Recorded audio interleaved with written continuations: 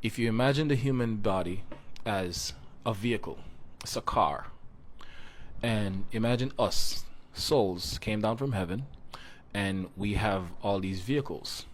Now, with these vehicles, we have to drive from point A to point B. So let's say we have to start in California, and the destination is Texas, and we have to drive across from one point to another. We choose our cars because we do choose our bodies. We choose the route we're going to take. We choose who get to drive with us. Okay? And let's say this trip across the states, the human race, call it the human race in these cars, right? Now, it's not necessarily a race. It's just a race with yourself. It's not necessarily a race for competition. The human being will compete, right? But that's a different story. That's the story of the human being.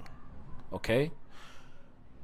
The story of the human being is the one of the Neanderthal, evolution, all of that stuff, right? Where you have the survival of the fittest and the sperm chasing down to get to the egg, and all of that stuff is evolution, right? That's the human story. Now, the human being is separate from the soul. The human being is going to do what the human being does, right? Which is survive. That's its only focus, is to survive. So from it leaves the testicles and it goes down the canal to get to the egg. It's been surviving. The minute it discharged from the male, it's been trying to survive, shooting to the front. So just like you have the track and field race and they're rushing to the front, think of those beings as a bunch of tadpoles running down the track, running down the canal to get to the egg. It's the same thing. That's the human race. Okay? Now, back to the analogy. You have these cars. So, what happened to us souls now who got distracted? Not because we are stupid, but because we got distracted from the programming here in this realm. Programming from the television, programming from our parents, from politicians, and just the system that we were born into, right? Now you have souls that comes in and they decide to come in with more of an aggressive flame where they remember more than they don't. And these souls, like myself, because I can speak for myself, I'm not gonna go in depth in my story again here. I'm setting up a program where I can give more exclusive stuff for people who care to see it. But we choose the vehicle that we want. We choose where we want to race from, and we choose how we want to run our race and who we want to run it with. This is the truth. Then what happens is some souls who are further along, right? Ascended, you have a lot of ascended masters walking around here right now. Okay? So you have some souls who comes here and they have more of their memory unlocked. They come in with more confidence because they are more awakened since birth. They come in with that, right? These are the kids that you might call autistic, dyslexic, special, ADHD, whatever. That's why the system have stuff for kids like that. Like, we know you. Yeah, you come here to ruffle the feathers and wake people up. Yeah, we got something for you. Put them in Ritalin, put them in special ed, put them over here, call them this, call them that, whatever. And then you walk around with this thing over you now, like, yeah, they say I'm special ed. Yeah, they say I'm dyslexic. Yeah, they say, and then you form this cocoon over yourself because you are the odd man out, right? Let's tease him. He's weird. He's different. But inside all these kids' brain, they know that they know. And they look at all of you guys. Trust me, all autistic kids, all these special, colorful labels you want to give these children that come in here, all of them look at the rest of you guys as the lost ones, the weird ones. They're just not judgmental. They're not fake. They will tell. That's why, you ever wonder why an autistic kid will tell you about yourself and you get offended? You know why you get offended? You get offended because you're a liar. And they're not being offensive. They're just telling the truth. You're just so programmed to be a liar that when somebody tells you the truth, it offends you. That's all that is. It picks at the nerves of the human ego, which is the ego is ego, edging God out. I think that was Wayne Dyer who said that. But the ego that created this big old callus or cocoon over itself, hiding the soul, um, that's the one that gets offended. That's what you call your demons, right? It stand guard at the gate of your mind, and it blocks any information from coming in, because any information comes in here is going to change me, and I don't want to be changed, because this cocoon, this shell that you put on, is something that was placed there by the Matrix, right? And this is why they say honor your mother and father, because we already programmed them, so we can't keep a tab. We can't keep tabs on every household. So honor your mother and father, and or you'll die. Your days may be numbered, right? Or honor your mother and father so that your days may be long, or whatever the Bible verse was. All these things are programming. Trust me, auntie, uncle, whatever. These are just labels, right? Because you're just a body. You're just wearing a body like me, right? The thing is, I'm more of my higher self. More of my higher self is standing in front of you. I am the soul's advocate. I'm advocating for the soul. This is the soul speaking to you.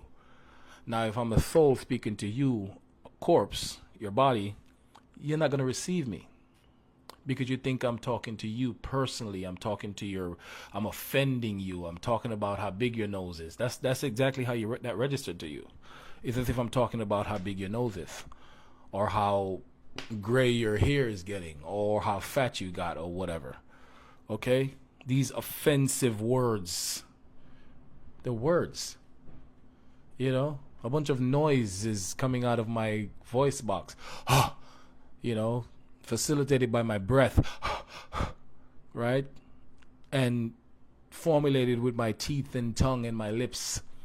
That's what we call words. Now we understand them, right? Because we have a thing that's called language, and it's how we communicate. But on the other side, we don't need communication. We don't need words. We communicate telepathically. We communicate telepathically here too. You know what they call reading the room? When two people just know what's going on and there's nothing that needs to be said. That's telepathy. You know that I know that you know that I know. Okay? And that's what the no nonsense is. That's why they say real recognize real. Okay? What's understood doesn't need to be said. That's telepathy. Okay? So, back to the race. The human being, the race.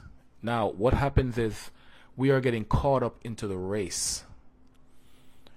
This person's worrying about the car that they have. This person's offended because that person got a Dodge Durango and this one has a Ram or whatever. And this one talking about how this one looks or whatever. And we're criticizing the vehicles. When the race, we got to get to the destination. The destination is there. We got to do this, and we get caught up in the stuff. We want to wash the car. We want to paint it a certain way. You want to put rims on it. You got the rims and the wheels that is necessary, but now you need spinners on it because you follow in the programming, right? You're stopping. You're stopping at every exit. You're stopping, and you're looking at all of the billboards, and oh wow, a casino over here. Damn. Oh wow, okay. You will go to the casino. Oh wow, they got drinks. What the hell? Now you're drinking. Now you come out of the casino drunk and broke or whatever, and now you're mad about the fact that you're broke and you're drunk on top of that, and then now you get pulled over because you're drunk, and now you're in jail, and you're broke, and you're drunk, and you're hungry, and you don't have no money because you can't even get yourself out of jail, and all this stuff happens, and then your car get impounded, and now your car is stuck in the thing in jail, right? Your car get impounded. Okay, so not to stretch the analogy again, but this is what we're doing. We're getting distracted on the journey, right? And getting impounded or get locked up in jail or getting your car impounded is when people veer off track and they go somewhere and they follow their impulses and they get caught up into things that the human being drove them to. You understand? I can speak for me. I got stuck about 8 years behind my schedule because I went playing house somewhere. And I got a bunch of things that I didn't need to get into. And then that caused me some other things. I had to veer off track and go fix that while my purpose is waiting. And then now this is why everything is bursting out like this, because I'm like 8 years behind. So now everything is just catapulting and pulling me forward. Because there are event markers. and I heard this from Darius J. Wright, but I went to confirm this, right? Because thanks to him, I became very good at traveling out of body, and I go and I confirm these things for myself. But I got to give credit to him because I got that from him first. But there are event markers where, let's say from here, from point A to point B here. So on the road from point A to Z, point B has to happen. You have to do a certain thing by point B. Now between point A and point B, you can use your free will to do whatever you want in there. But as the time goes by, before you leave this body, before you leave this construct, you have to do these things. So you can do it within 30 years or 80 years. But you will not leave here until you do that. Okay? Or you don't leave. Your soul don't leave until you do that, okay? This is why sometimes people get these crazy this is why sometimes people give themselves these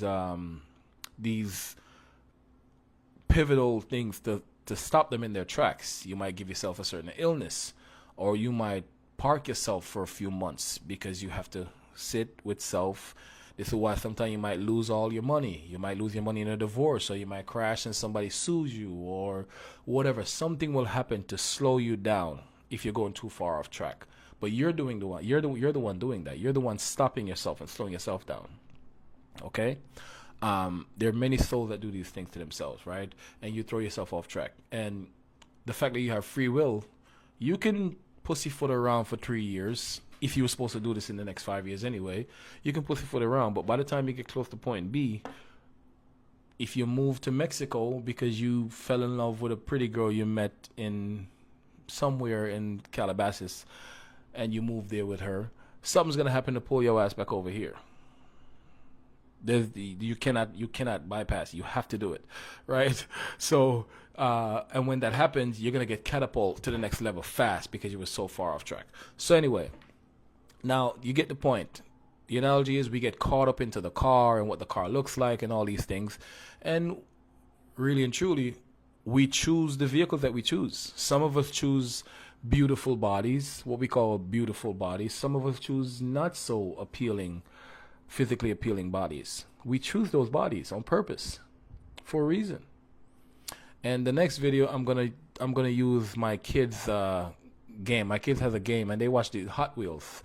They have these Hot Wheels movie that I saw a lot of insight in, which I'm gonna break down in my next video to talk about Hot Wheels, right? Because the people that run this, the beings that run this place, they know that they have to operate within spiritual legality, so they put things in movies and everything. And one of the places they put a lot more information are in kids movies, and I can tell why. Okay, because you should be looking at what your kids watching anyway. So we told you. Where did you tell us? It's in the fine print. Where's the fine print?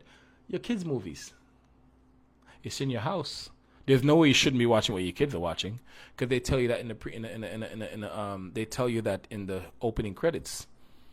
All these things that's coming, all these different labels that comes onto the screen before the movie starts, that's them telling you parental advisory, all this stuff. They tell you this, so they get away with it legally. But Hot Wheels. Now, I still let my kids watch it because on the surface it's really innocent, right? But this one here is so subtle. It can't bypass a soul like me. But it's so subtle. Not that it's evil. It's not evil. It's just telling you the truth. It's telling you what's happening, right? And I'm gonna break that down in the next video. And it's very good. It's so good. I'm gonna put some real good time and detail and effort into it. Okay, but you're gonna like it. So. Your purpose is waiting, and you have to get to Texas, and your soul knows what it's supposed to do, right? Your soul knows why it chose a Dodge Durango or a Dodge Ram, right? Or a Hummer, because it decides what route it's going to take. And I'm going to be caught up into some shit over here. I'm going to need a 4-wheel drive car, a big one at that, because the ditches and the trenches and stuff, I'm going to need a big car for that.